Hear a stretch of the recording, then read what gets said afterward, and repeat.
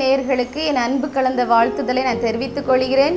இன்றைக்கு நாம் தியானிக்க எடுத்துக்கொண்ட தலைப்பு கட்டுகளிலிருந்து விடுதலை. இதற்கு ஆதாரமாக எடுத்துக்கொண்ட வேத வசனம், சிறைப்பட்டவர்களுக்கு விடுதலையும் கட்டுண்டவர்களுக்கு கட்டு விடுதலையும் கூறவும் அவர் என்னை அனுப்பினார். இன்றைக்கு பார்த்தீங்கன்னா பலவிதமான மக்கள் கூட்டம் எதை நோக்கி செல்றது அப்படின்னா, எனக்கு இந்த பிரச்சனைகள் இருக்குது, இதனால நான் கட்டப்பட்டிருக்கேன், நோயினால் கட்டப்பட்டிருக்கேன், பிசாசின் கிரியையினால் கட்டப்பட்டிருக்கேன், எனக்கு வாழ்க்கையில் ஒரு நிம்மதியே இல்லையா அப்படின்னு சொல்லி எல்லா இடத்துலையும் இப்படி மக்கள் அலைமோதுறதை நம்ம என்ன செய்கிறோம் பார்க்குறோம். அப்போது இன்றைக்கு தேவன் உங்களை பார்த்து சொல்கிறாரு, கட்டுண்ட மக்களை நான் என்ன செய்ய போகிறேன், கட்டு அவிழ்க்க போகிறேன். இந்த நிகழ்ச்சியை வேதனையோடு பார்த்து கொண்டிருக்கிற அன்பான மகிமை டிவி நேயர்களே, இன்றைக்கு நீங்கள் இந்த என்ன செய்ய போகிறீங்க, உங்களுக்கு கட்டப்பட்டு இருக்கிற அந்த கட்டுகளிலிருந்து தேவன் உங்களுக்கு விடுதலையாக்க வல்லமுள்ள தேவனாக இருக்கிறார். ஒரு சிறிய கதையை சொல்லி நான் தொடங்க ஆசைப்படுகிறேன். ஒரு இடத்துல இருந்து என்ன செய்கிறாங்க, இன்னொரு இடத்துக்கு தாண்டி போகணும். அந்த கிராமத்துலேருந்து இந்த பள்ளத்தாக்குலேருந்து அடுத்த பள்ளத்தாக்குக்கு போகணும். அப்போ அந்த மலையில் ஒரு பகுதியில் ஏறி என்ன செய்யணும், இறங்கணும். அப்போ சுவிசேஷத்தை அறிவிக்க சென்ற ஒரு சுவிசேஷகர் என்ன செய்கிறார் அப்படின்னா, எல்லா மக்களும் சொல்கிறாங்க, இதுக்கு மேலே நீங்கள் போகாதீங்க, இதில் ஒரு கரடு முரடான பாதை இருக்குது, ஒரு ஆறு என்ன செய்கிறது, பாய்ந்து வருகிறது, இந்த வழியோடி போங்கன்னு சொல்கிறாங்க. ஆனாலும் அவருக்கு மனதின் உந்துதலின் படி என்ன செய்கிறாரு, அந்த மலைக்கு கொஞ்சம் மேலே என்ன செய்கிறாரு, போனால் அந்த இடத்துல ஒரு பெரிய குகை இருக்குது. அந்த குகை பக்கத்தில் போனோன்னு இவருக்கு ரொம்ப டயர்டாகி அந்த குகையின் வாசல் என்ன செய்கிறாரு, உட்கார்ந்துருந்தார். உட்கார்ந்த உடனே அசந்து தூங்கிடுறார். தூங்கி எழும்பும்போது அவருக்கு உள்ளே இருந்து ஏதோ ஒரு சத்தம் கேட்குது. உடனே என்ன செய்கிறாரு, அந்த அந்த வாயில் அந்த கேவோடைய அந்த ஸ்டார்டிங் பிளேஸில் நின்று கொஞ்சம் உள்ள காது கொடுத்து என்ன செய்கிறாரு, கேட்குறாரு, ஏதோ ஒரு புலம்பல் சத்தம் மாதிரி இருக்குது. அப்போ இன்னும் கொஞ்சம் உள்ளே போகிறாரு. அப்போ பார்த்தா இன்னும் முதல்ல ஒரு சத்தம் கேட்டோமே, இப்போ கூட கொஞ்சம் 4 பேர் சேர்ந்து சத்தம் போட்ட மாதிரி இருக்குது. என்னடா இங்கேருந்து சத்தம் வருது, அப்போ ஏதோ யாரும் ஆபத்தில் மாட்டியிருக்காங்களோ, இல்லைன்னா எதுவும் விலங்குகள் இருந்து அவங்கள பிடிச்சி தின்று கொண்டு இருக்கிறதோன்னு சொல்லி இவருக்குள்ள ஒரு பயம் வந்துச்சு. சரி பரவாயில்ல, நம்ம கைகளில் என்ன செய்கிறது, ஆயுதம் இருக்குது, நம்ம என்ன செய்கிறோம், தேவன் ஏதோ ஒரு காரணத்துக்காக நம்ம இங்கே அழைத்து கொண்டு வந்திருக்கிறாரு சொல்லி அவர் கையில் என்ன செய்கிறாரு அப்படின்னா, அந்த தடிகளையும் எடுத்துக்கொண்டு என்ன செய்கிறார், இன்னும் கொஞ்சம் உள்ளே போகும்போது ஐயோ ஐயோ அப்படின்னு சொல்லக்கூடிய அலறு கொண்டிருக்கிறத சத்தத்தை கேட்குறாரு. இன்னும் கொஞ்சம் போகும்போது அந்த குகையில் இருக்கிற மக்கள் ஒரு பாஷை பேசுகிறாங்க, அது இவருக்கு எதுவுமே புரியலை. அதுக்கு பிறகு தான் பார்க்குறாரு, இந்த பள்ளத்தாக்கில் இருக்கிற மக்கள் பேசுகிற மொழிக்கும் இவங்க பேசுகிற மொழிக்கும் எந்த சம்மந்தமுமே இல்லை அப்படிங்கிறது தெரிஞ்சுக்கிட்டார். கொஞ்சமாக அந்த குகை வந்து மிக நீளமான குகையாக உள்ள ஒரு ஆழமான ஒரு குகையாக இருந்தனால அந்த குகைக்குள்ளே கொஞ்சம் இன்னும் தள்ளி போக போக பயங்கர இருட்டாக இருந்துச்சு. இவருக்கு என்ன செய்வதுன்றே தெரியல. என்ன செய்கிறார் அப்படின்னா, அப்படி நடந்து போய்கிட்டே இருக்கிறாரு. அவர் கையில் வெளிச்சத்துக்கு உண்டான எந்த இது என்ன செய்யலை இல்லை. அவர் பேக்கில் என்ன செஞ்சுருக்கிறாரு அப்படின்னா, எப்பவுமோ ஒரு மெழுகுவத்திரியும் ஒரு தீப்பெட்டியும் வச்சிருந்துருக்கிறாரு. அது கூட அவருக்கு ஞாபகம் அப்படின்னு சத்தத்தை கேட்டு கேட்டு போகிறார். அந்த குகைக்குள்ளே பார்த்தீங்கன்னா ஆறுகள் ஓடுகிறது, ஆங்காங்கே செடிகள், விலங்குகள், பறவைகள் எல்லாமே இருக்குது. இப்போ நெருங்க மரண ஓலை சத்தம் என்ன செய்யுது, அந்த குகையிலேருந்து கேட்குது. உடனே இவர் பார்க்குறாரு என்ன சத்தம் அப்படின்னு சொல்லிட்டு இவர் என்ன செய்கிறாரு அப்படின்னா, இவர் என்ன செய்கிறாரு, ஜெபிக்க தொடங்குறாரு. முழங்கால் போட்டு ஜெபித்துட்டு, இந்த மக்களுக்கு புரிகிற பாஷையில் பேசுவதற்கு என்னை நிரப்பும் அப்படின்னு சொல்லி ஜெபிக்கிறார். அப்போது தேவனுடைய அபிஷேகம் அவருக்குள்ள கடந்து வருது. இவர் பேச தொடங்குறார். அவங்க அந்த மக்கள் வந்து புரிகிற பாஷையில் இவர் அறியாமல் என்ன செய்கிறாரு, பேசுகிறாரு. நீங்கள் பயப்படாதீங்க, நான் இங்கே இருக்கிறேன், உங்களை காப்பாற்றுறதுக்காக நான் வந்திருக்கிறேன் அப்படிங்கிற பேசுகிறார். இந்த மக்கள் நினைக்கிறாங்க, என்னடா இப்படி ஒரு சத்தத்தை நம்ம கேட்டதாகவே இல்லையே, இது ஒரு மெல்லிய சத்தமாக இருக்கிறதே அப்படின்னு சொல்லிட்டு அந்த மக்கள் கொஞ்சம் நேரம் என்ன செய்கிறாங்க, அமைதியாக இருந்தாலும் அதுக்கு பிறகு திருப்பி என்ன செய்கிறாங்க, புலம்ப தொடங்குறாங்க. இவர் இன்னும் என்ன செய்கிறாரு, உள்ளே போக போக போக தேவன் அந்த பேக்கில் இருக்கிற அந்த கேண்டிலையும் அந்த தீக்குச்சி என்ன செய்கிறாரு, ஞாபகப்படுத்தினோன்னு அவர் என்ன செய்கிறாரு, அந்த கேண்டில் எடுத்து மெதுவாக என்ன செய்கிறாரு, பற்றிக்கிறாரு. அங்கே ஆக்சிஜன் அதிகமாக இல்லைனால அதை பற்றிக்க முடியல, ரொம்ப கஷ்டப்பட்டு அதை என்ன செய்கிறாரு, அந்த சிறிய வெளிச்சத்தை கூட அந்த குகை மக்களால் என்ன செய்ய முடியல, பார்க்க முடியல. உடனே பார்க்குறாரு, அந்த கல்கள் இரண்டையும் உரசி என்ன செய்கிறாரு, அந்த தீ என்ன செய்கிறாரு, கொண்டு வந்து என்ன செய்கிறாரு, ஆங்காங்கே இருக்கிற சிறிய சிறிய குச்சிகளை பறக்கி வைக்கிறார். இதை மக்கள் என்ன செய்கிறாங்க, அப்படியே அங்கங்கிருந்து ஒதுங்கி இருந்து என்ன செய்கிறாங்க, அந்த மக்களுக்கு ஆடையும் இல்லை, எதுவும் இல்லை, ஆதிவாசி மக்கள் மாதிரி இதுவரைக்கும் அவங்க வெளிச்சத்தே பார்க்காம அந்த குகையில் என்ன செஞ்சுருக்காங்க, இருந்திருக்காங்க. இவங்க யாரையும் பார்த்ததே இல்லை. இவங்க ஒரு கூட்ட மக்கள். இவங்க என்ன செஞ்சுருக்காங்கன்னு அந்த குகைக்குள்ளே இருக்கிறாங்க. மரித்தாலும் அங்கே தான் என்ன செய்கிறாங்க, அவங்க அடக்கம் பண்ண கூட அவங்களுக்கு தெரியல. அந்த இதில் இருக்கக்கூடிய இலைகள், வேர்கள், அதில் இருக்கக்கூடிய கனிகள், அதில் இருக்கக்கூடிய பூச்சிகள், இதெல்லாம் பச்சையாகவே தின்று என்ன செஞ்சாங்க, இருந்தாங்க. அதிகமாக பசிக்கும் போது மனிதர்களே வேட்டையாடி திங்கக்கூடிய அந்த மக்கள் என்ன செஞ்சாங்க, அங்கே இருந்தாங்க. மாமிச தின்னிகளாக இருந்தாங்க. இந்த மனுஷனை அவங்க பார்க்கும்போது அங்கேருந்து வெளிச்சம் அவங்களுக்கு தெரிஞ்ச உடனே அவங்களால அதை பார்க்க முடியவில்லை. ஐயோ, இங்கேருந்து எங்களை விட்டுட்டு போயிருங்க அப்படின்னு சொல்லி அப்போ அவங்கள்ட்ட கட்டப்பட்டு இருந்தாங்க. எதனால? ஒரு இருளுக்குள்ள அவங்க வாழ்க்கை அடைப்பட்டு இருந்துச்சு. இவர் கொஞ்சம் கொஞ்சமாக அந்த மக்களை நெருங்கி பேச தொடங்கினார். அவர் பேச தொடங்க அவங்க பேசுறது அவங்க புரிஞ்சுது. என்ன புரிஞ்சுன்னா, ரொம்ப குளிருது, எங்களுக்கு இப்படியா இருக்குது, நாங்கள் அனுதினமும் நாங்கள் வியாதிப்பட்டு இருக்கிறோம், பயங்கர வாட துர்நாற்றத்தின் மத்தியில் இருக்கிற அவங்கள மெதுவாக என்ன செஞ்சார், கொஞ்ச நாளாக என்ன செஞ்சார், கூட்டி அந்த குகையை விட்டு வெளியே வந்து மக்களுக்கு இயேசு கிறிஸ்துவை பற்றி எடுத்து சொல்லி அந்த கட்டுகள்லேருந்து விடுதலை ஆக்கிற உடனே அவங்க சொன்னாங்களாம், இன்னும் கொஞ்ச நாளைக்கு முன்னாடி வந்திருக்க கூடாதா, எத்தனையோ மக்களை நீங்கள் இந்த கட்டிலேருந்து காப்பாற்றிருப்பீங்க அப்படின்னு சொன்னாங்களாம். அப்போது அவர் நினச்சாரா, நான் மக்கள் சொல்ல பாதையில் போயிருந்தா இத்தனை கட்டுண்ட மக்களை என்ன செஞ்சுருக்க முடியாது, என்னால் விடுவிச்சிருக்க முடியாது. இன்றைக்கு இந்த கூட்டம் மக்கள் என்ன செய்கிறாங்க, தேவனை ஆராதித்து கொண்டு இருக்காங்க. உள்ளே இருக்கிற ஒவ்வொரு கூட்டத்தையும் அந்த மக்களையே திருப்பி உள்ளே போய் என்ன செஞ்சாங்களாம், எடுத்து கூட்டி கொண்டு வந்து என்ன செஞ்சாங்களாம், காப்பாற்றினார்களாம். அப்போது இதே போல் நம்முடைய வாழ்க்கையிலையும் இருளால் சூழப்பட்டு தேவனுடைய வெளிச்சத்தை காண முடியாமல் நம்முடைய பாவங்களே நம்மை கட்டி வைத்திருக்கிற சூழ்நிலைகளை இந்த நிகழ்ச்சியை நீங்கள் என்ன செய்து கொண்டிருக்கலாம், பார்த்து கொண்டிருக்கலாம். இன்றைக்கு இயேசு கிறிஸ்து உங்களை பார்த்து என்ன சொல்கிறாருன்னா, அந்த கட்டுகள்ல இருந்து நான் விடுதலை தருவேன். நம்ம பார்க்கலாம். அப்போ அந்த கட்டுகள் எப்படி வருகிறது அப்படின்னு பார்த்தோன்னா, முதலாவது பார்த்தோன்னா பிசாசின் கிரியைகளால் நம்ம என்ன செய்கிறோம், கட்டப்பட்டிருக்கிறோம். அப்போது நம்ம நினைக்கிறோம், அப்போ எல்லாம் பிசாசு தான் நம்மளை கட்டி வச்சுருக்கா, நமக்கு அப்படியா? இல்லை. முதல் காரணம் பிசாசுனால் நம்ம கட்டப்பட்டிருக்கோம். ரெண்டாவது என்ன காரணம், தேவனுடைய வார்த்தைக்கு நம்ம கீழ்ப்படியலை அப்படின்னா நம்ம கட்டப்பட்டு போய் விடுகிறோம். மூன்றாவது காரியம் என்னன்னு பார்த்தீங்கன்னா, நம்முடைய சுய ஞானத்தினாலும் சுய சக்தினாலும் சில காரியங்களை நம்ம என்ன செய்வோம் நாமளே தீர்மானித்து நாமளே செய்யும்போது அந்த காரியத்தில் நம்ம சிக்குண்டவர்களாக, நம்ம நஷ்டத்தை அனுபவிக்கிறவர்களாக என்ன செய்வோம் இருப்போம். அந்த கட்டுகளை நம்ம வெளிவர முடியாது. ஏன்னா அதிக கடன் வாங்கியிருப்போம், அதிகமான ஒரு பெரிய என்ன செஞ்சுருப்போம், ஒரு ஃபங்க்ஷன் எடுத்திருப்போம். இதனால் நம்ம அதை கட்டப்பட்டு அதிலிருந்து வெளிவர முடியாமல் நம்ம திகைத்து கொண்டு இருந்திருப்போம். அடுத்தது பார்த்திங்கன்னா, ஜென்ம சுவாபங்கள். நம்மகிட்ட இருக்கிற ஜென்ம சுவாபங்களில் சிலது பார்த்திங்கன்னா, உடனே எரிச்சல் படுறது, கோபப்படுறது, எதிர்த்து பேசுறது, இப்படிப்பட்ட குணாதிசயங்களால் நம்ம என்ன செஞ்சுருப்போம், கட்டப்பட்டிருப்போம். பேசி முடிச்சு அடுத்த செகண்ட் நினைப்போம், நம்ம இப்படி பேசக்கூடாது, நேற்று தானே தீர்மானிச்சு, நம்மளை அறியாமல் வந்துடுத. இப்படிப்பட்ட ஜென்ம சுவாபங்களால் கட்டப்பட்டிருக்கனால நம்ம நிறைய நல்ல காரியங்களை என்ன செய்ய முடியாது, வாழ்க்கையில் முழுமையாக அனுபவிக்க முடியாமல் போயிடுது. அடுத்து பார்த்தீங்கன்னா, பெருமையினால் வரக்கூடிய கட்டுகள். தேவன் பெருமை உள்ளவர்களுக்கு மட்டும்தான் எதிர்த்து நிற்கிறார். வேதாகமத்தில் பார்த்தீங்கன்னா, எங்கேயுமே தேவன் யாருக்குமே எதிர்த்து நிற்கிற தேவனே அல்ல. அவர் யாருக்கு மட்டும்தான் எதிர்த்து நிற்கிறார், பெருமை உள்ளவர்களுக்கு. நம்மக்கிட்ட இருக்கிற நான் யாரு தெரியுமா, எனக்கு எவ்வளோ பெரிய வீடு இருக்குது தெரியுமா, எனக்கு எவ்வளோ சொத்து இருக்குது தெரியுமா, அப்படி நமக்குள்ள அந்த ஒரு எண்ணம், ஒரு சிறு துளி வந்துட்டாலும் நம்ம என்ன செய்கிறோம், கட்டப்பட்டு விடுகிறோம். நம்மளால் அதுக்கு பிறகு உயர முடியாது. நம்ம என்ன செய்கிறோம், கீழே தாழ்த்தப்பட்டு விடுகிறோம். கடைசி காரணம் பார்த்தீங்கன்னா, முற்பிதாக்கள், நம்முடைய முற்பிதாக்களின் சாபத்தினால நம்ம என்ன செய்திருக்கிறோம், கட்டப்பட்டிருக்கோம். இப்போ கட்டுகள் பார்த்தீங்கன்னா எத்தனையோ விதத்தில் இருக்கு.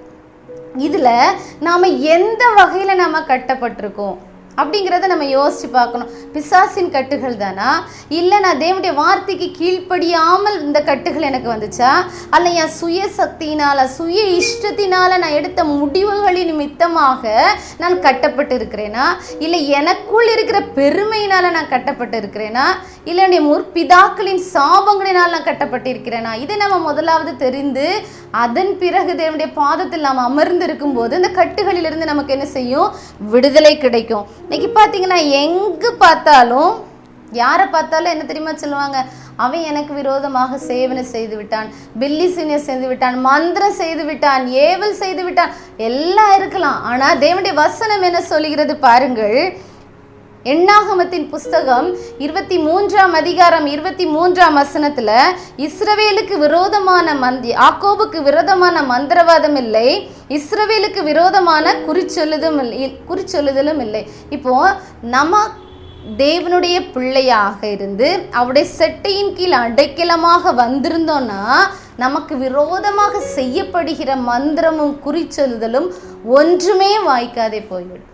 எந்த காரியமா இருந்தாலும் நம்ம அதை பார்த்து பயப்படவே வேண்டாம். ஏன்னா அவங்களோடு இருக்கிறவர்களை பார்க்கிலும், அவர்களோடு இருக்கிற குட்டிச்சாத்தா அந்த கிரியைகளை பார்க்கிலும் நம்மோடு இருக்கிற இயேசு பெரியவர். ஏன்னா அவர் என்ன செய்தாரு? மரணத்தை ஜெயித்தவர், சாத்தானின் தலையை சிலுவையிலே நசுக்கின கிறிஸ்து நம்மோடு இருக்கிறாரு. பரிசுத்த இரத்தத்தை நமக்காக சிந்தி இருக்கிறாரு. அந்த இரத்தத்தினால நம்ம என்ன செய்கிறோம்? கட்டுகள்ல இருந்து விடுதலை பெறுகிறோம். அப்போ இன்றைக்கு நீங்கள் கலக்கத்தோட எனக்கு இதுலேருந்து விடுதலையே கிடையாதா, எனக்கு ஏன் இந்த நோய் திருப்பி திருப்பி வருது, டாக்டர்கிட்ட போய் செக் பண்ண எல்லாம் சரியாக தானே இருக்குன்னு சொல்கிறாங்க, அப்போ இது எப்படிப்பட்ட நோயாக இருக்கும்? அப்போ பிசாசு தந்திரமாக எனக்கு யாரோ ஏதோ வச்சுட்டாங்களோ, நீங்கள் பயப்பட வேண்டிய அவசியமே இல்லை. இன்றைக்கு தேவனுடைய பாதத்தில் நீங்கள் அமர்ந்திருந்து, இயேசுவே நான் என்ன பாவம் செய்திருந்தாலும் சரிதான், எதனால நான் கட்டப்பட்டு இருந்தாலும் சரிதான், இத்தனை காரணங்களுக்காக நான் கட்டப்பட்டு இருக்கலாம் என்பதை நான் கேட்டேன். ஆனாலும் இயேசுவே நம்முடைய பாதத்தில் இருக்கிற இந்த பிரச்சனைகளிலிருந்து என்னை நீர் விடுவித்தருளும். எனக்கு உமக்கு விருப்பமில்லாத காரியங்கள் என்னிடத்தில் ஏதாகிலும் உண்டென்றால் நான் அந்த காரியத்தை இந்த நிமிடத்தில் என்ன செய்கிறேன்? உம்மிடத்தில் நான் சொல்லி உப்பரவாகிறேன். எனக்கு இதிலிருந்து விடுதலை தாரும். நீங்கள் கேட்கும்போது நீங்கள் யாருடைய செட்டையின் மறைவில் வந்துருதீங்க? இயேசு கிறிஸ்துவின் உன்னதமானவரின் செட்டையின் மறைவுக்குள்ள நீங்கள் என்ன செய்திருங்க? வந்துருதீங்க. இப்போ இந்த சத்ருவால, சாத்தானால உங்களை ஒன்றும் என்ன செய்ய முடியாது? சேதப்படுத்த முடியாது. அதற்கு ஆதாரமாக தான் தேவன் அந்த வாக்குத்தத்தத்தை தந்திருக்கிறார். யாக்கோபுக்கு விரோதமான மந்திரவாதம் இல்லை, இஸ்ரவேலுக்கு விரோதமான குறிச்சொல்லுதும் இல்லை. ஏசாயா 54ஆம் அதிகாரம் 17ஆம் வசனத்துல பாருங்க, உனக்கு விரோதமாய் உருவாக்கப்படும் எந்த ஆயுதமும் வாய்க்காதே போம். எந்த ஆயுதமாக இருந்தாலும் சரி, நீ படிப்பில் முன்னேறக்கூடாது, வேலையில் முன்னேறக்கூடாது, தொழிலில் முன்னேறக்கூடாது, நீ எந்த காரியத்தில் நீ முன்னேறி கொண்டு இருக்கிறாயோ அந்த காரியத்தில் உனக்கு ஒரு முட்டுக்கட்டை வைக்க வேண்டும் சொல்லி உன் சத்துருக்கள்லாம் ஒரு ஏகமாய் ஒரு கூட்டம் கூடி உனக்கு விரோதமாய் எழும்பி காரணம் இல்லாமல் உன்னை பகைத்து உனக்கு விரோதமாக அவர்கள் குழிகளை தோண்டி உங்களை அதிலே தள்ளணும்னு நினைச்சா நீங்க கவலையே பட வேண்டாம். ஏன்னா உங்களுக்கு விரோதமாய் உருவாக்கப்படும் எந்த ஆயுதமும் என்ன செய்யும்? வாய்க்காதே போகும் என்பதுதான் தேவனுடைய வார்த்தை. நாம தேவனுடைய பிள்ளையாக இருக்கிறோமா? நாம தேவனுடைய பிள்ளையாக இருக்கிறோமா? இப்படிப்பட்ட கட்டுகள் என்னை சூழ்ந்து இருக்கிறதா அப்படின்னு சொல்லி பார்ப்பதான் நம்முடைய கடமை. அப்போ இப்போ நம்ம பார்த்தீங்கன்னா கட்டுகள் எப்படி ஒரு வேதனையானது அப்படிங்கிறதுக்கு ஒரு உண்மையாக நடந்த ஒரு சம்பவத்தை நான் உங்களுக்கு சொல்கிறேன். ஒரு குடிசைகள் நிறைந்த பகுதியில் ஒரு மனிதர் என்ன செய்தார்னா, ஒரு எருமை மாட்டை வளர்த்துட்டு வந்தாராம். அந்த எருமை மாட்டை காலையில் என்ன செய்வார்? புல் மேயறதுக்காண்டி அந்த கட்டிலேருந்து அவிழ்த்துட்டு போய் ஒரு சங்கிலி போட்டு அதை என்ன செய்வார்? ஒரு கம்பியில் கட்டி வச்சுருப்பார். அவிழ்த்துட்டு போவார். சாயங்காலம் நேரம் கட்டிட்டு அது பால் கறக்கிறதுக்கு எல்லாம் என்ன செய்வார்? இது ராத்திரி நேரம் கெட்டில் இருக்கும், பகலில் கட்ட அவிழ்த்து விடுவார். இது அவருடைய பழக்கமாக இருந்துச்சு. ஒவ்வொரு நாளும் அதை செய்வார். அதுவும் அதற்கு பழக்கப்பட்டிருந்துச்சு. ஆனால் திடீரென்று ஒரு நாள் அந்த குடிசைகள் இருந்த பகுதியில் தீப்பிடித்து இருந்தது. அப்போ எல்லாரும் என்ன செய்தாங்கன்னா, தங்களுடைய பிள்ளைகள், தங்களுடைய மனைவிகள், அப்புறம் பெரிய அவங்க அம்மா அப்பா உடைமைகளை பாதுகாக்கிறதுல என்ன செஞ்சாங்க? அதை தான் தூக்கிட்டு ஓடினாங்களே வெளியே. அந்த எருமை மாட்டை எல்லாரும் என்ன செஞ்சுட்டாங்க? மறந்துட்டாங்க. ஆனால் கொஞ்ச நேரம் கழிச்சு பார்த்தீங்கன்னா அந்த தீயுடைய உஷ்ணம் தாங்க முடியாமல் அந்த எருமை மாடை என்ன செஞ்சு அப்படின்னா பயங்கரமாக கத்துச்சு. சத்தத்தை கேட்டோன்னா அங்கே இருக்கிற மக்கள் கூடி அதை என்ன செய்யற கலத்துறதுக்கு ட்ரை பண்ணுறாங்க. ஆனால் அந்த தீயோடைய வெப்பம் அந்த இதெல்லாம் பார்த்தோன்னா அந்த எருமை மாடு என்ன செய்கிறது? ஆங்கே சுற்றி என்ன செய்கிறது? ஓடுது. அதை யாராலையும் என்ன செய்ய முடியல? கட்ட அவிழ்க்க முடியல. அது அப்படியே சிக்கி என்ன செஞ்சுட்டு கட்டல. அப்போ அதை காப்பாற்ற யாரால முடியல. அதை அப்படியே கருகி தீயில அப்படியே என்ன செஞ்சு எரிந்து சாம்பலாகி போயிடும். அப்போ அந்த நேரத்தில் அந்த சிச்சுவேஷன் நீங்கள் யோசிச்சு பார்த்தீங்கன்னா இந்த கட்டுகள் எவ்வளோ வேதனையானது. அப்போது இன்றைக்கு பாருங்க, சத்ருவானவன், சாத்தானானவன் என்ன செய்கிறான் அப்படின்னா மனுஷர்களை இப்படி கட்டி போட்டிருக்கிறான். சில நேரம் என்ன செய்கிறான், அவுத்து என்ன செய்கிறான், கொண்டு போகிறான், எல்லாம் ஃப்ரீயாக கொடுக்குறவன் திருப்பி என்ன செய்கிறான், கட்டி போட்டிருக்கிறான். ஆனால் இந்த காரியங்களில் என்ன பார்த்தீங்கன்னா, அந்த கட்டுகள் நம்மை நெருக்கி நெருக்கி வேகும்போது சரி நம்ம என்ன செய்கிறோம், அந்த கட்டில் நெருக்கப்பட்டு அப்படியே நிறைய பேர் என்ன செய்கிறாங்க, மரித்தால் தேவையில்லையே அப்படின்னு சொல்லி மறிக்கக்கூடிய காலகட்டத்தில் இருக்கு. நிறைய தற்கொலைகள் பண்ணி கொடுறாங்க. ஏன்னா அந்த கட்டு எவ்வளோ வேதனையானது என்பதை இந்த ஒரு எக்ஸாம்பிளை நீங்கள் தெரிஞ்சிருப்பீங்க. கத்தி பார்ப்பாங்க, அலறி பார்ப்பாங்க, உதவி கேட்டு பார்ப்பாங்க, யாராலையும் உதவி செய்ய முடியாத ஒரு நிலையில் அவங்க தங்களையே மாய்த்து கொள்கிறார்கள். பிசாசு அந்த ஜீவனை அப்படியே என்ன செய்கிறது, உறிந்து கொண்டு பாதாளத்துக்கு கொண்டு செல்கிறது. அப்போ இந்த கட்டுகளில் இருக்கிற மக்களை விடுவிப்பது யார்? இவங்களுக்கு விடுதலை உண்டா இல்லை கிடையாதா? இல்லை இவங்களுடைய முடிவு இதுதானா? இல்லை. இவர்களை விடுவிப்பதற்காக இயேசு கிறிஸ்து என்ன செய்தார், உங்களையும் இப்படிப்பட்ட கட்டுகளிலிருந்து விடுவிக்கிறதற்காகவே இயேசு கிறிஸ்து சிலுவையில் தன்னுடைய ஜீவனையே என்ன செய்தார், கொடுத்தார். அவருடைய பாவமற்ற, அவருடைய களங்கமற்ற அவருடைய இரத்தத்தை என்ன செய்தார், உங்களுக்காக பலியானார். ஒரு ஆட்டுக்குட்டியை போல என்ன செய்தார், பலியானார். அந்த இரத்தம் நம்முடைய பாவங்களை கழுவி சுத்திகரித்து கட்டுகளிலிருந்து நம்மளை என்ன செய்யும், விடுதலையாக்கும். இயேசு கிறிஸ்து கட்டுகளை உள்ளவங்களை என்ன செய்கிறாரு, கட்டவிழ்க்கிறார். ஏசாயா தீர்க்கதரிசியின் புத்தகம் 52ஆம் அதிகாரம் 2ஆம் வசனத்தில் பாருங்க, சியோன் குமாரத்தியே உன் கழுத்தில் உள்ள கட்டுகளை அவிழ்த்து விடு. இப்போ பாருங்க, இயேசு கிறிஸ்து இந்த பூமிக்கு எதற்காக வந்தார்னா, கட்டுண்டவர்களை அவிழ்ப்பதற்காக வந்தார். ஆனால் இந்த வசனம் நமக்கு என்ன சொல்லுதுன்னா, சில நேரம் நம்ம என்ன செய்ய, சியோன் குமாரத்தியே உன் கழுத்தில் உள்ள கட்டுகளை அவிழ்த்து விடு. சில கட்டுகள்ல இருந்து நாம் தான் என்ன செய்ய வேண்டும், வெளிவர வேண்டும். சில பாவமான பழக்க வழக்கங்கள்ல இருந்து, தேவனுக்கு பிரியமில்லாத காரியங்கள்ல இருந்து, நம்முடைய பெருமையான குணத்திலிருந்து, ஜென்ம சுவாபத்திலிருந்து நாம் என்ன செய்யணும், விடுபட வேண்டும். சில கட்டுகளில் தேவனுடைய ரத்தம் நமக்கு என்ன செய்கிறது, கட்டுகளை அவிழ்த்து விடுகிறது. சில நேரத்தில் நாம தான் என்ன செய்யணும், வெளியே வரணும். அப்போ அதற்கு பிரயாசப்படணும். அப்போ பிரயாசப்படும் போது அந்த கட்டுகளிலிருந்து நம்ம என்ன செய்வோம், வெளி வருவோம். பாருங்க, அநேக நேரம் கர்த்தர் அவிழ்க்கும் கட்டுகள் உண்டு. இரத்தத்தினால், தேவனுடைய இயேசு கிறிஸ்துவின் பரிசுத்த இரத்தத்தினால் தெரித்து போகும் கட்டுகள் உண்டு. சங்கீதம் 116:16 பாருங்க, கர்த்தாவே நான் உமது அடியேன், உமது அடியாளின் புத்திரனும் உமது ஊழியக்காரனுமாய் இருக்கிறேன், என் கட்டுகளை அவிழ்த்து விட்டீர் என்று தாவீது ராஜா பாடுகிறார். அப்போ சில நேரத்தில் நம்முடைய கட்டுகளை இயேசு கிறிஸ்துவே நமக்கு என்ன செய்கிறாரு, விடுதலை தருகிறார். இப்போ ஷாத்ராக் மேஷாக் ஆபேத்நேகோவின் கதையை பாருங்க. அவங்கள கட்டி என்ன செஞ்சிட்டாங்க, அந்த தீயில கொண்டு போட்டுட்டாங்க. அவங்க கட்டப்பட்டவர்களாக, ஏன் அவங்க தப்பி வெளியே ஓடி வந்துடக்கூடாதுன்னு எவ்வளோ டைட்டாக கட்டியிருப்பாங்க, அப்படி தானே? அதில் தீக்குள்ளே போட்டால் கூட அந்த கட்டு கலரக்கூடாத அளவுக்கு இறுக்கமாக கட்டி தூக்கி எரிஞ்சிருப்பாங்க. ஆனால் அவங்க அக்கினிக்குள் போடப்படும் போது அந்த கட்டுகள் தெரித்தது. யார் அந்த கட்டுகளை கலத்தி விட்டா? தேவகுமாரன், தேவ தூதனே அங்கே இறங்கி வர்றாரு, கட்டுகளை அவிழ்த்து விடுறாரு. அவங்க என்ன செய்யறாங்க, விடுதலை பெற்றவர்களாக தேவகுமாரனுக்கு ஒத்த சாயலாக ஒரு மனுஷன் அவங்க கூடயே உலாவி வர்றாங்க. அப்போ ஒரு இக்கட்டான சூழ்நிலை, நீங்க கட்டப்பட்டு உங்களை தூக்கி போட்டுட்டாங்க, அந்த பாதாளத்துக்குள்ள தூக்கி போட்டு எங்களை விடுவிக்க யாருமே இல்லை, நாங்கள் அதோட முடிந்து விட்டோம் அப்படின்னு சொல்லி நினைக்கக்கூடிய காலங்கள்ல என்ன ஆயிற்று அப்படின்னா, இயேசு கிறிஸ்து தம்முடைய தூதர்களை அனுப்பி உங்கள் கட்டுகளை என்ன செய்கிறார், அவர் அவிழ்ப்பதற்கு ஆயத்தமாயிருக்கிறார். நீங்க நினைக்கலாம், ஐயோ இதோட நான் முடிஞ்சிட்டேன், என்னுடைய காரியங்கள் முடிந்து விட்டது, எல்லாராலையும் புறக்கணிக்கப்பட்டு விட்டேன், எனக்கு இப்படிப்பட்ட காரியங்கள் ஏன் நடக்கிறது என்று எனக்கு தெரியவில்லையே, எல்லா விதத்திலும் எனக்கு எல்லா வாசல்களும் அடைப்பட்டு இருக்கிறதாக எனக்கு கண்களுக்கு தெரிகிறதே. நீங்க கவலைப்படவே வேண்டாம். நீங்க உங்க காரியம் முடிஞ்சிச்சு அப்படின்னு சொல்லி இந்த மக்கள் எல்லாம் உங்களை அப்படியே வேடிக்கை பார்த்துட்டு இருக்கும்போது உங்களோடு தேவன் உலாவி வருகிறதையும் அவர்கள் கண்கள் காணும். உங்கள் கட்டுகள் அறுப்புண்டு போகிற தேவகுமாரனை தேவன் அனுப்பினார் என்பதையும் அவர் என்ன செய்யும், அவங்க கண்கள் காணும்.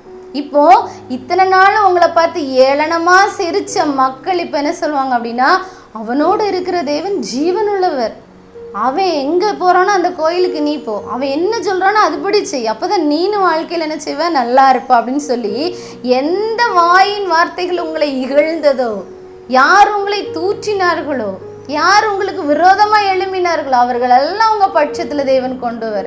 அந்த ராஜாவே சொல்றாரு, இவங்க வணங்கக்கூடிய தேவன் தான் ஜீவன் உள்ளவர். என்னமே இந்த தேசத்துல இருக்க எல்லாரும் யாருடைய தேவனை தான் வணங்கணும். சாத்ராக், மேஷாக், ஆபேத், நேகோ அவங்க வணங்கின அதே ஜீவனுள்ள தேவன் எல்லாரும் வணங்கணும். சட்டம் பிறப்பிக்கப்படுகிறது. அப்போ உங்களை கொண்டு கர்த்தர் நீங்கள் வசிக்கிற இடத்தில், உங்கள் ஆலயத்தில், நீங்கள் வேலை பார்க்கிற ஸ்தலத்தில் ஒரு பெரிய மாற்றத்தை கொண்டு வர வேண்டும் என்றால், ஒரு பெரிய அடையாளமாக நீங்கள் மாற வேண்டும் என்றால், நீங்கள் கட்டப்பட்டு இருக்கலாம், நீங்கள் நல்ல ஜெபிக்கிறவங்களா இருக்கலாம், தேவனுக்காக பல வைராக்கியமான காரியங்களை இங்க வைராக்கியமாக இறங்கி செய்யலாம். எங்களை விடுவிச்சாலும் சரி, தேவன் விடுவிக்காட்டினாலும் சரி, நாங்கள் தேவனுக்காக தான் நிற்போம்னு சொல்லி வைராக்கியம் உள்ளவர்களாக இருக்கலாம். ஆனால் திடீர்னு ஒரு சலசலப்பு இன்னைக்கு மனசில் வந்திருக்கலாம். தேவன் உங்களை பார்த்து சொல்லுகிறார், எனக்காக வைராக்கியமாக நிற்கிறிய என் மகனே, என் மகளே, நான் உன்னை விடுவிப்பேன். நானே என்னுடைய குமாரனை நான் இந்த பூமிக்கு அனுப்பினேனே, நான் என் குமாரனை அனுப்பி நான் என்ன செய்கிறேன்? விடுவிக்கிறேன். விடுவித்தது மட்டுமல்லாமல் நான் என்ன செய்வேன்? உங்கள் மூலமாக மகிமைப்படுவேன். உங்கள் மூலமாக நான் மகிமைப்படுவேன். யாரெல்லாம் உங்களை தூட்டிட்டு திரிஞ்சாங்களோ, யாரெல்லாம் உங்களுக்கு விரோதமாக இருந்தாங்களோ, யாரெல்லாம் உங்களுக்கு சத்துருக்களாக இருந்தாங்களோ, அவங்கள எல்லாத்தையும் உங்க பாத படியில் என்ன செய்வார்? அவர் கொண்டு போடுவார். அப்பேற்பட்ட ஜீவனுள்ள தேவன் நம்முடைய இயேசு கிறிஸ்து இன்றைக்கு உங்களை பார்த்து சொல்லுகிறார், நீங்க ஊழியக்காரங்களா இருக்கலாம், இல்லை ஏதாவது ஒரு காரியம் தேவனுக்காக ஒரு வைராக்கியமாக செய்து கொண்டிருக்கிறவர்களாக நீங்க இருக்கலாம். சோர்ந்து போகாதீர்கள். தேவன் இந்த காரியத்தின் மூலமாக உங்களோடு பேசுற, நான் உன்னை விடுவிப்பேன், நீ என்ன செய்வேன? மகிமைப்படுத்த, உன் மூலமாக நான் மகிமைப்படுவேன் அப்படின்னு சொல்லி என்ன செய்கிறார்? உங்களோடு பேசுற. அந்த கட்டுகளை யார் அவிழ்ப்பது அப்படின்னு சொல்லி திகைத்து கொண்டிருக்கிறீங்களா? தேவகுமாரனாகி இயேசு கிறிஸ்து தாமே உங்களுடைய கட்டுகளை என்ன செய்வார்? அறுப்பார். தூக்கி போட்டாச்சு, முடிஞ்சு போயிட்டு அப்படின்னு நினைக்கக்கூடிய காலத்துல எல்லாரும் முடிந்ததுன்னு சொல்லி உங்களை வேடிக்கை பார்க்கும்போது தேவன் உங்களை மிகுந்த உயரமான இடத்தில் கொண்டு என்ன செய்வார்? நிறுத்துவார். அடுத்தது பார்த்தீங்கன்னா, சிம்சோனின் மேல் ஆவியானவர் பலமாய் இறங்கிய காரியம். சிம்சோனை சங்கிலினால கட்டினாங்க, எப்படிலாமா கட்டினாங்க. ஆனா தேவனுடைய அபிஷேகம், தேவனுடைய வல்லமை அவனுக்குள் கடந்து வரும்போது, ஒரு அக்கினிக்கு முன்பாக ஒரு நூல் எவ்வாறு அப்படியே விடுமோ அதே போல அந்த அபிஷேகம் அவனுக்குள் கடந்து வரும்போது எந்த கட்டுகளாலும் அவன் என்ன செய்ய முடியல? அடக்கி வைக்க முடியவில்லை. எல்லாம் தெரித்தது, கண்ணி தெரித்தது, நாங்கள் தப்பினோம் அப்படின்னு சொல்லி சங்கீதக்காரன் சொல்கிறார் பாருங்க. எத்தனையோ கண்ணிகளை தெளிலால் மூலமாக வைத்தார்கள் பெலிஸ்தியர்கள் சிம்சோனுக்கு. ஆனா தேவனுடைய ஆவியானவர் அவருக்குள் வரும்போது இந்த கண்ணிகள் எல்லாம் என்ன செய்து தெரிப்புண்டது. அவர் எழும்புறாரு. சாதாரண எழும்பும் போதே எதாலும் அவரை என்ன செய்ய முடியல? கட்ட முடியல. அப்ப ஆவியானவருடைய அபிஷேகம் நமக்குள் கடந்து வரும்போது கட்டுகள் அறுபடுகிறது.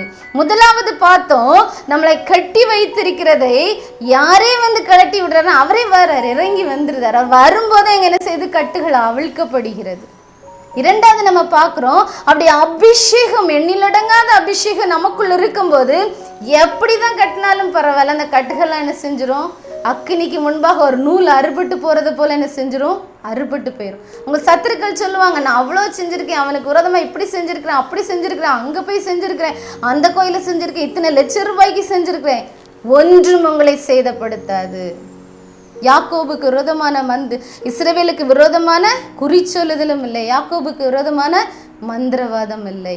நீங்க பயப்படவே வேண்டாம், ஏனால் உங்களோடு இருக்கிறவர் ஜீவனுள்ள தேவன். நீங்க அவங்க செட்டைகளின் அடைக்கலத்துல வந்தனால உங்களுக்கு விரோதமாக யாரும் எந்த கட்டுகளையும் என்ன செய்ய முடியாது?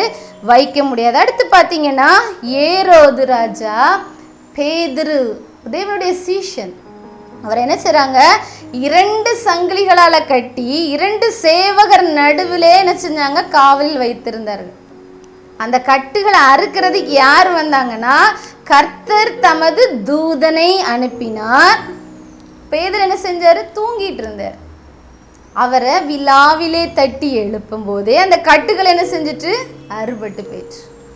அப்போ உங்களை இப்ப கட்டி வச்சுட்டு எல்லாரும் பாக்குறாங்களா, உங்களை சுத்தி காவல் இருக்கிறாங்களா, நீங்க பயப்படவே வேண்டாம், நீங்க ரெஸ்ட் எடுக்கலாம். ஏன்னா நீங்க தேவனுடைய ஊழியத்தை செய்றீங்க, தேவனுக்காக சில காரியங்களை நீங்கள் வைராக்கியமாக இறங்கி செய்றீங்க. நீங்க இப்ப என்ன செய்யலாம் அப்படின்னா, உங்களை கட்டி போட்டாச்சு, நான் அப்படி செய்யணும், தேவனுக்காக இவ்வளோ காரியங்களை செய்ய வேண்டும், நான் தேவனுக்காக எல்லா காரியங்களும் நான் சாதிக்க வேண்டும் சொல்லி ஓடிக்கொண்டு இருக்கவங்களும் அவங்கள கட்டி போட்டாச்சு. இப்போ தேவன் தம்முடைய தூதனை அனுப்புகிறார். எதற்காக? கட்ட அவிழ்த்தாதான் அடுத்து என் பிள்ளை என்ன செய்வான், அடுத்த ஊழியத்தை தொடர்ந்து செய்வான் அப்படின்னு சொல்லி தம்முடைய தூதனை அனுப்புறாரு. கட்டி வச்சு பிடிச்சி காவலில் இருக்கிறவங்கெல்லாம் தூங்கிட்டே இருக்காரு. பேதுரு எழும்பி என்ன செய்யறாரு, வெளியே போயிடுது. இதுதான் தேவனுடைய வல்லமை. தேவனுடைய வல்லமை எப்படிலாம் கடந்து வருதுன்னு பார்த்தீங்கன்னா, பல வழிகளில் எப்படி நம்மளை காப்பாற்றணுமோ அந்த இடத்துல இருந்து காப்பாற்றி அவருடைய ஊழியத்தை தொடர்ந்து செய்வதற்காக பேதுரு கட்டவிழ்க்கப்படுகிறார். இன்றைக்கு ஒரு காரியத்தை, நன்மையான காரியத்தை நீங்கள் செய்து கொண்டு இருக்கீங்க, செய்ய முடியாமல் உங்களை கட்டி போட்டுட்டாங்களா, நீங்கள் கவலையே பட வேண்டாம். ஏற்ற சமயத்தில் அவர் தம்முடைய தேவ தூதரை அனுப்பி அந்த கட்டுகளிலிருந்து உங்களை விடுவித்து மீண்டும் அதே ஊழியத்தை உங்களை செய்வதற்கு என்ன செய்வார், நிலைநிறுத்துவார். ஊழியனா நேரே நம்ம ட்ராக்ஸ் எடுத்து ஊழியம் செய்து பிரசங்கம் பண்ணணும்னு அல்ல. எத்தனையோ நீங்கள் இந்த தொற்கால போல கூட நீங்கள் நல்ல ஊழியம் செய்திருக்கலாம். அந்த ஊழியத்தை கூட செய்ய முடியாமல் இன்றைக்கு தடைப்பட்டு இருக்கலாம். கவலையோடு இந்த நிகழ்ச்சியை பார்த்து கொண்டிருக்கலாம். நான் தேவனுக்காக ஏதாவது செய்ய வேண்டுமே நினச்சி நான் செய்த எல்லா பாதைகளும் எனக்கு அடைப்பட்டு நான் கட்டப்பட்டவளாக இருக்கிறேன். என் குடும்பத்தில் நான் தேவனுக்காக எழும்பி பிரகாசிக்க வேண்டும் நினைக்கிறேன். என் குடும்பத்தில் உள்ளவங்களாம் என்னை ஜெபிக்க கூட விட மாட்டேங்கிறாங்களே, கோயிலுக்கு செல்ல விட மாட்டேங்கிறாங்களே, ஆராதிக்க விட மாட்டேங்கிறாங்களே, எங்கள் பிள்ளைங்கள்லாம் எனக்கு எல்லாவற்றிலையும் என்ன செய்கிறாங்க, அப்படியே முட்டுக்கட்டையாக இருக்காங்களே, நான் கட்டப்பட்டு இருக்கிறேனே அப்படின்னு நினச்சி வேதனையோடு இந்த நிகழ்ச்சியை பார்த்து கொண்டு இருக்கிறீங்களா? கவலையே படாதீங்க. தேவனேற்ற சமயத்தில் உங்களை என்ன செய்வார், கட்டவிழ்த்து நீங்கள் தொடர்ந்து செய்து கொண்டிருந்த அந்த நல்ல காரியங்களை, தேவனுக்காக செய்து கொண்டிருந்த காரியங்களை செய்வதற்கு உங்களை அழைத்து செல்லவர் தம்முடைய தூதனை என்ன செய்வார், அனுப்புவார். அடுத்து பார்த்தீங்கன்னா பவுலும் சீலாவும் காவல் என்ன செய்திருக்காங்க, வைக்கப்பட்டிருக்காங்க. வைக்கப்படும் போது அவங்களுக்கு என்ன இருக்குது அப்படின்னா, தொழு மரத்தில் அவங்களுடைய கால்கள் என்ன செய்கிறாங்க, கட்டி போட்டுருந்தாங்க. அவங்க என்ன செய்கிறாங்க அப்படின்னா துதிச்சு பாடுறாங்க. அவங்க பாடும்போது அந்த கட்டுகள் என்ன செய்கிறது, அறுபட்டு போய்கிறது. அப்போ நம்ம துதிக்க துதிக்க துதிக்க நம்முடைய கட்டுகள் அறுபட்டு போயிடுது பாருங்க. அந்த இடத்துல இருந்து அஸ்திவாரங்கள்லாம் அசையுது, கதவுகள்லாம் திறக்கப்படுது, உங்கள் கட்டுகள் தானாக கலண்டு போய். அப்போ நீங்கள் கட்டப்பட்டிருக்கீங்களா? துதித்து தேவனை துதித்து பாடும்போது கட்டுகள் அறுக்கப்படும். ஒரு நிமிடம் கண்களை மூடி ஜெபிப்போமா? அன்புள்ள தகப்பனே, இந்த அருமையான வேலைக்காக உம்மை நன்றியோடு உம்மை துதிக்கிறோம், உம்மை சோசுகிறாஜா. இந்த நேரத்தில் தகப்பனே, கட்டப்பட்டு இருக்கக்கூடிய நாங்கள் தகப்பனே எவ்வாறு விடுவிக்கலான்னு சொல்லி எங்களோடு பேசினீங்க. அதற்காக உமக்கு நன்றி செலுத்துகிறேன் தகப்பனே. ஒவ்வொரு சூழ்நிலையிலும் தகப்பனே நாங்கள் கட்டப்பட்டு இருக்கும்போது ஒரு குறிப்பிட்ட காலத்தில் நம்முடைய இரத்தத்தால் எங்களை தகப்பனே அந்த கட்டுகளை அவிழ்க்கிறீர். சில காரியங்களை நீங்களே என்ன செய்றீங்க, நீனே அந்த கட்டுகளிலிருந்து வெளிவருவதற்காக ஜெபி என்று எங்களுக்கு கற்றுத்தந்தீங்க ராஜா. அதற்காக உமக்கு சோஸ்திரம் தகப்பனே. ஏற்ற சமயத்தில் உம்முடைய தூதர்களை அனுப்பி நீரே வந்து நாங்களுமே துதித்து பாடும்போது தகப்பனே, அப்பா நீங்க கட்டுகளை அறுக்க செய்து எங்களுக்கு ஜெயத்தை தந்து தகப்பனே, அது மட்டுமல்லாமல் தகப்பனே உம்முடைய நாமத்தை அது நிமித்தமாக மகிமைப்படுத்த கிருபை தந்தீரே, உமக்கு நன்றி செலுத்துகிறோம். அப்போ அந்த நேரத்தில் தகப்பனே பிள்ளைகளோட நீங்க பேசுனீங்க, அவருடைய கட்டுகள் இருந்து விடுதலை கொடுத்தீங்க, உமக்கு நன்றி செலுத்துகிறோம். எல்லா துதி கனம் மகிமையும் உமக்கே செலுத்துகிறோம். நீ இயேசு கிறிஸ்துவின் ஜெபிக்கிறோம் எங்கள் ஜீவன நல்ல பிதாவே, ஆமேன்.